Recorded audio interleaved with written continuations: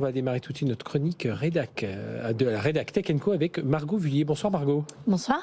Alors, journaliste donc pour Tech Co, et le sujet du jour, eh bien, c'est la route du Rhum. Alors, il y a les vrais qui sont partis, et puis il y a tous ceux qui vont, et je peux vous dire que j'en connais certains qui vont passer des nuits et des nuits devant leur écran à jouer à Virtual Regatta, c'est ça ? Oui, Virtual Regatta qui est en fait un jeu de voile virtuel, et pour cette édition de la Route du Rhum, pas plus de 500 000 joueurs sont attendus du monde entier, donc c'est colossal. Ils feront donc une traversée de l'Atlantique depuis leur salon. Alors concrètement, le principe du jeu consiste à choisir la meilleure direction pour son bateau selon des mises à jour météo qui sont faites toutes les 6 heures. Donc en effet, comme vous le disiez, les joueurs devront se connecter jour et nuit pour surveiller la position de leur bateau.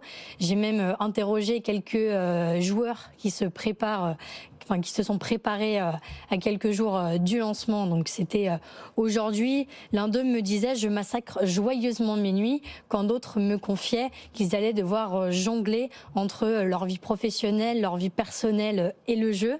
Donc c'est un sacré programme qui les attend. Et puis petite nouveauté cette année dans le jeu, une jauge de fatigue du skipper, de quoi pimenter un petit peu cette édition 2022. Oui, parce que c'est pas juste de diriger son bateau. On peut choisir les voiles, on peut changer de voile. Enfin, il y a tout un tas de choses, tout un tas d'options qu'on peut acheter aussi. Enfin, voilà, pour les passionnés, c'est assez intéressant. Et 500 000, voilà, pour les premiers, c'est plutôt pas mal. Allez, tout de suite plongée. Merci Margot Vuillier de Tech Co. Donc à retrouver sur notre chaîne Tech Co.